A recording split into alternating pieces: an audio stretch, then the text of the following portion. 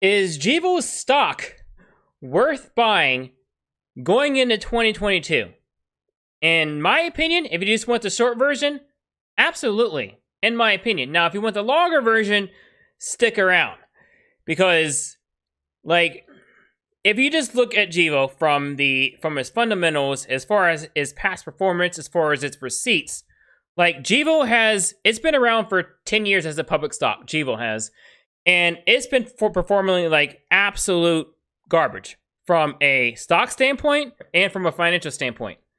Like, it has not been doing well at all. And you don't have to convince me of that. In its history, it had to go through 3 reverse stock splits just to stay on the NASDAQ. Because otherwise, it would be very, very well into penny stock territory right now. It would be an OTC stock, which I don't think it wants at all. And, like, to be fair, over the past couple of years, like, Gevo has shown a bit of promise, like a tiny bit of promise as far as its revenue. Now, it hasn't made a profit or come close to making a profit, but it did show some signs of actually bouncing back. And then 2020 hit. The main facility in Laverna that was actually making them the money, some amount of money, was shut down. And things just went to hell after that. And ever since then, over the past several quarters, they have not been doing well at all. I will happily admit that. So from a purely stock perspective or a financial performance perspective, yeah, Gevo has not been doing well at all. But people who are in the Gevo right now aren't buying Gevo for their past performance, not one bit. Despite Gevo's many setbacks over the past couple of years, the company has been very, very busy. Let me show you. Let's start here. This is a PDF, one of their presentation PDFs from March of this year. Now, I should probably start things off. I probably shouldn't assume you know this, but if you have no idea what Gevo is a company that bases itself on liquid renewable fuel. That's what it wants to be known for. And over the past 10 years, it has not done very well. However, over the past couple of years, it's signed a lot of contracts. And as of March, now I'm starting with March because it gets better. As of March, they reported over $1.5 billion in take-or-pay contracts with high-profile customers. We're talking Delta, we're talking City of Seattle, we're talking Trafigura, we're talking SAS, like a lot of big-name companies that have signed contracts, with a lot of money over the life of the contract's term. Now, these contracts aren't supposed to come into fruition until 2024. Gevo is building a plant, they call it the Net Zero plant, in which it's supposed to produce the materials required to complete these contracts. And once this happens, over the life of the contract, which I think is like 6 or 8 years or so, they're going to get $1.5 billion in revenue, which is a huge, huge jump up from this right here, and especially from this right here. And in addition to that 1.5, in March, they claimed around $6 billion in contracts that are actively being discussed and negotiated with what they call high-quality customers. Now, let's fast forward to their latest earnings presentation. This was released as of December of this year. So as of December, they have $3 billion in financeable contracts that are in place right now with high-quality customers, and over $30 billion actively being discussed with what they consider high-quality customers. And you can see the customer base has grown. Right now, you may notice a little-known company called Chevron. Now, true, this is technically still being discussed as of this PDF, but I mean, if you take a look at the news, I'm not going to read this, but it's pretty much a done deal. And so I gotta say, like, these contracts that are being placed now, I consider Gevo's success as building a fire down the road, and all these contracts are, I would consider them logs, so fuel and stuff, and you keep seeing Gevo just keep making deals and deals after deals with different companies, and it's great to see. And the only thing that Gevo has to do is hold up their end of the contract. And we'll talk about that a little bit later. And all this is depending on their net zero plant, which is supposed to go online in 2024. And what I like about this is that, especially with this part here, the stuff that's signed, I mean, these aren't hopes and dreams. These aren't things that, ooh, might happen in the future. No, these are contracts signed. Like, Gevo is getting the money as long as they put in the work. So this is money on the table. And as an investor, as long as Gevo holds up their end of the bargain, like, I don't see why I wouldn't invest in this company, especially when it's trading as cheaply as it is now. Now, the downside to what I said earlier is that we have to wait until 2024, assuming things go well, before all that happens. However, I mean, we don't have to wait that long for us to get some sort of a return from Gevo.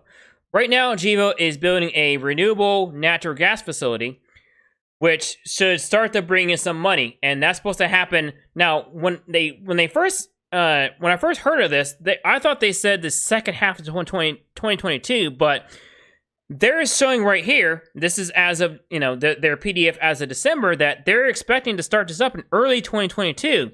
That means we should start seeing some revenues, the actual output, the revenue, by the back half of 2022. So that sounds really good. And not only that, but they have a sales and purchase agreement already in place with another little-known company called BP. Now, this news is a little bit more recent. It came out a few weeks ago.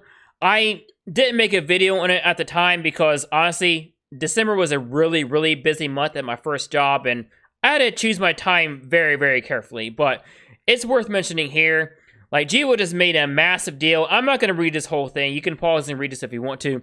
Basically, Gevo just inked a huge agreement with a company called Colmar that's valued at $2.4 billion over 8 years. So this one deal right here is worth half of all of the financeable contracts in place as of the inking of this PDF. So this is a very, very huge agreement with Colmar. Now, this is supposed to be taken out of their Net Zero 2 plant.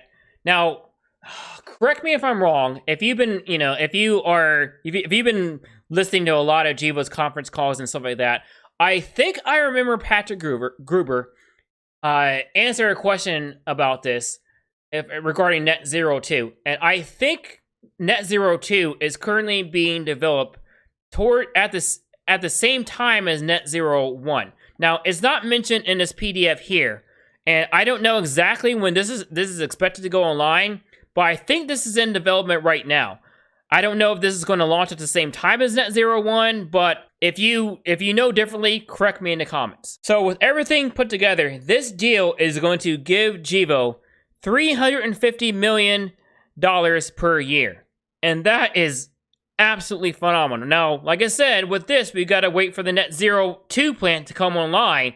But once that happens, yeah, I mean, this is money on the table. Now, this is not a to the moon channel. As I said earlier, like, all this is money on the table, but Gevo still has to grab it. I mean, using my fire analogy from earlier, like, Gevo seems to have set all the logs in place and everything is ready for that fire, but Gevo still has to light that fire. Like, as far as the, all those billions of dollars of contracts in place, I mean, Gevo still has to build the Net Zero plant. Now, and that's not expected to be online until 2024. And as long as Gevo does that, we're good. If Gevo starts reporting delays and, customers starts trying to back out of the contracts, that's when we have problems. Like with the RNG plant that's supposed to go online early 2022. If there are delays, like, that could be problematic both for the company and for investors. So we kind of got to keep that in mind. One thing that really matters to me as an investor is a company's ability to meet its own goals. And that's especially true for a pre-revenue company. Now, I know Gevo has been around over 10 years, but as far as Gevo being relevant, it's still a growing company. And I really respect a company's ability to meet its own goals. Not analyst estimates, that's a whole other thing, but If a company can't meet its own goals, then that means it's either overselling or underperforming, neither of which are good. As far as their Net Zero 1, as of the time of this PDF, which came out in early December, they are on track to start up in 2024. So that is good. Now, as far as their RNG plant goes, now I know you saw this earlier, but they are on track as of the time of this PDF. And like I said earlier, I really, really respect the company's ability to meet its own goals. And if this RNG plant goes into production on time, I will be even a heavier buyer of the stock than I am now. To sum things up, if you are a short-term investor, as far as your timeline being 1 year or less, I don't think Gevo is worth investing into. Because looking at the past 10 years as a whole, Gevo has not performed well financially or especially on the stock price. And between now and the end of next year, I don't think that's going to improve drastically. However, if you have a 3 to 5 year outlook for Gevo, like as long as Gevo puts in the work, I think this is easy money. Is this the most stable stock of all time? Absolutely not. Is this a good first investment for a first-time investor? Absolutely not. Do I think it's an okay as a slightly risky investment? Yeah, yes I do. But anyways, take care, have a good day, and eat your vegetables.